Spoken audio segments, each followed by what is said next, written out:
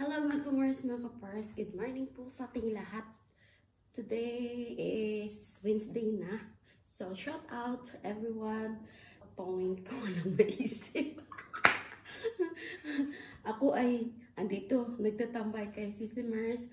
At ako ay nagluluto ng aking inoven na chicken. And then, proceed na naman ako dito sa salon, dining area. Magpa-vacuum po ako. Double time talaga ang aking ginagawa. Halos everyday. Walang upo-upo. Ewan ko nga ba gano'n ang buhay. And then, habang ako'y nag-a-attend ng live ni Mami Nores afternoon, naglinis-linis ng chicken, tapos marinate ko kahit ano, bagong invention na naman yung ginawa ko kasi di ko na alam kung ano ang aking lulutuin sa araw-araw. O ayan o, narinig niyo si Sissy Mercy. Araw-araw na lang nagluluto, araw-araw na lang. Hindi lang talaga ako nagluluto dito Friday kasi dito sila nakain sa kabilang bahay or doon sa kanilang grandparents ng mga amo ko or great-grandparents ng aking mga alaga.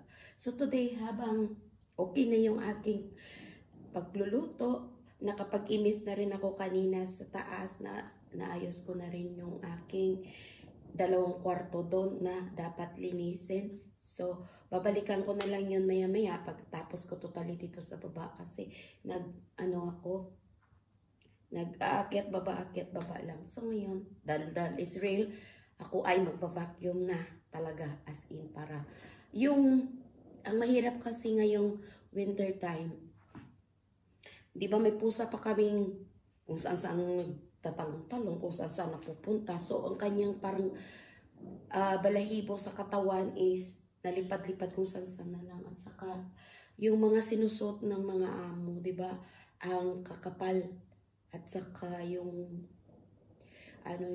hihimol-mol kasi nga washing machine, matic machine yung ginagamit. So parang laging naninisnis yung tela laging naninisnis. So malakas. Ilapag mo lang pag nasikatan ng araw na natatamaan siya ng araw, parang kaganon-ganon yung puti-puti na lumilipad. So kailangan talaga laging naka-vacuum, laging ewan. So halos na lang nga talaga sa totoo lang is walang upo. Ang pahinga ko na lang sa gabi talaga kasi tulog. Pero hindi natin kailangan, sige, reklamo. Trabaho na lang para matapos. Kasi kung nagre-reklamo tayo is hindi naman natatapos yung trabaho. So ayan, vacuum na tayo dito. Ayan.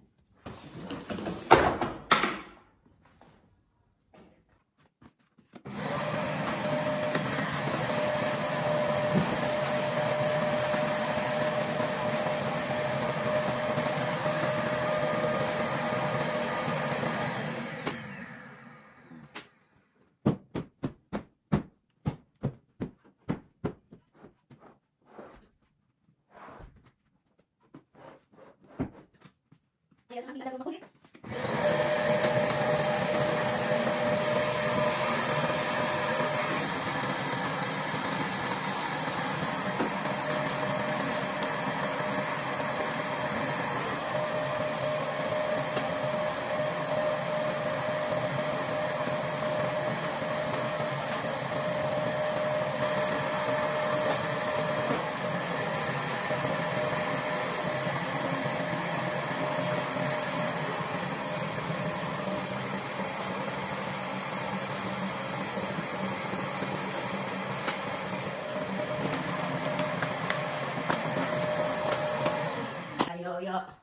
What doing, Yoyo?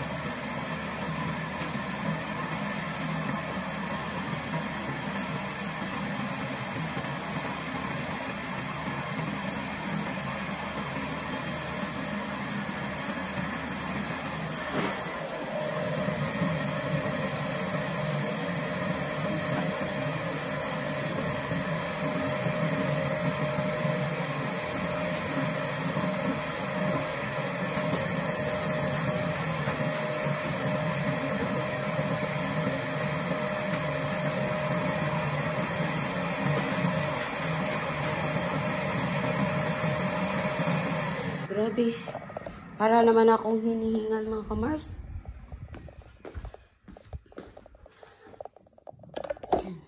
Hinihingal talaga ako.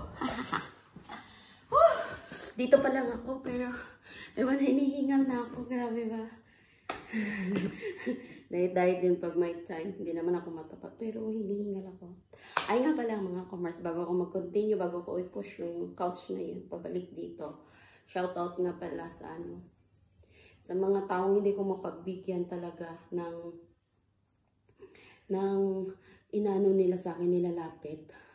Shoutout nga pala at pasensya na talaga kasi ako ay marami din akong pangangailangan kasi may mga pinaprioritize din talaga akong mga bagay-bagay bago ko maka-extend ng mga pahiram-hiram baga. Nga pala, shoutout nga pala sa aking yung hindi ko siya hindi siya meron din yung dito na din sa akin, lumapit na manghihiram sa akin, pero hindi ko naman pwede nga pala na, example, i-chat ako right away na kailangan mo talaga na i-chat mo ako para ngayon talaga as in tapos na yung sahuran, tapos na yung pag-budgeting ko ng aking, ang aking sasahurin. Hindi talaga siya po pwede mangyari na gano'n kasi every time nga pala, every sahod, papasok ito. For example, this month of February, na sa isip ko na yan, ito para sa ganito, ganyan. Hanggat may ma-save ka ng konti, meron ka maipapadala, meron ka ibabayad sa iyong mga dapat bayarin, at saka konting pang small amount na pang in case for emergency, meron kang maidukot, mga ganon. Hindi po pwede na i-chat or isi-senda lang ako ng message na hihiram. Sorry talaga sa ganong way nyo kasi hindi ko talaga maibigay yun. Kahit sa pamilya ko, hindi talaga ako, nagsasalita talaga ako ng ganyan na hindi porket na kailangan nyo ng pera, agad-agad i-chat nyo, isi-sendan ako ng message na ganon. At saka nga, hindi naman nyo dapat akong questionin, nasa abroad ako, pwede ko maibigay lahat ng mga inaalok, yung gusto nyong ilapit sa akin. Oo, nasa abroad nga ako, pero hindi lahat ng nasa abroad ay maraming ipon, maraming pera na gusto nyo, pag chinat nyo, gusto nyo maibigay agad. Hindi sa ganun. Tao lang din na nangailangan, tao lang din na may pinag-iipunan, tao lang din na may pinaglalaanan ng budget buwan-buwan. Kaya sa mga tao dyan na wala akong pinapatamaan, sa mga tao lang na gustong lumapit dito sa amin o sa mga kapwa ko ring OFW, wag nyo na lang questionin, di ba nasa abroad ka? Oo nga, madali nyo sabihin niyan kasi akala nyo buong sahod, malaking sahod dito. Pero hindi nyo naisip kung may pangangailangan pa, kung mayroong pinaglalaanan ang sahod na darating. So ayun lang ang aking masasabi. Sana wag na kayo magtampo or hindi naman pwede na. Pag hindi nabigay yung malaking amount, liliitan nyo kahit sabihin nyo man tubuan nyo yan. Ako, hindi talaga ako nagpapatubo ng hinihiram sa akin na pera. Kasi ayaw na ayaw ko yung may tubo. Kasi babalikin sa katawan mo at magiging hindi yun maganda sa mata ng Panginoon natin. Kaya sa mga taong lumalapit dito sa akin, dito yun sa amin, dito yun sa, hindi yan dito. Yung ang dito, naintindihan naman ni ate na may nanghihiram din dito sa akin. Chinat niya ako, pero sabi ko, malaki talaga. Yung pinadala ko month of January, kaya wala akong mapapahiram. Tapos yung iba naman yung nagsabi sa akin na nasa abroad ako. So yun lang mga kamars, mga kapars, i-share ko lang. Dapat hindi tayo questionin na nasa abroad tayo, hindi tayo makapagpahiram. Paano na lang kung kaunting-kaunti mo for in case the emergency, ibigay mo pa doon. Tapos kung oras na kailanganin mo, hindi mo naman agad-agad makukuha at masisingil ang iyong dapat singilin. So, ako ay magko-continue ng aking gawain. Kaya kung alam nyo lang dito yung buhay, halos hindi makapahinga, halos lahat gagawin. Tapos ganyan lang ang sasabihin yung questionin. Big question mark. Nasa abroad ka, bakit hindi ka makapagbigay ng interesang pera? Ganun ba yun? So mga kamars, mga pars, wala naman talagang pinapatamaan. Pero ang sakit lang isipin, diba? Pero hindi ko nga alam, kinu-question ko nga, sabi ko, baka sinasabi niya, nasa abroad ka ba? Baka ang namin niya,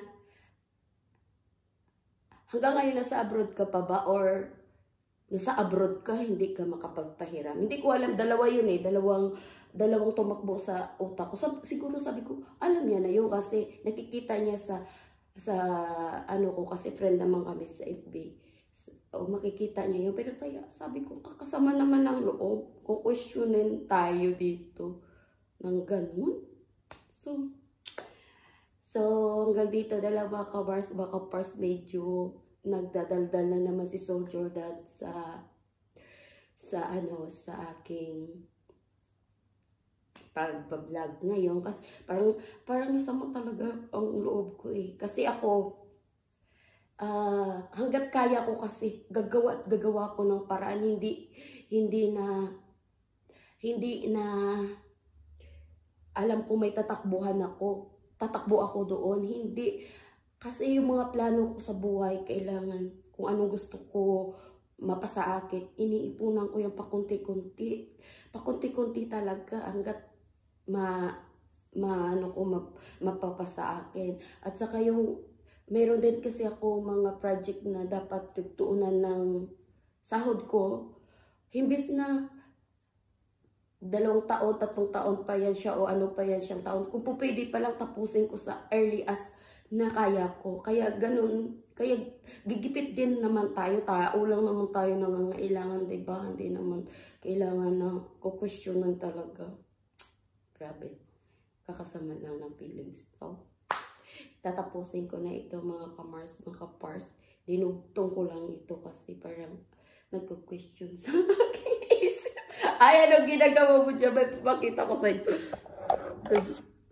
Meron daw pusa dyan. Yan sa mga butas-butas na yan. Nandyan siya. Ayun na. Bumaba na siya ng hagdan. Ayan na siya.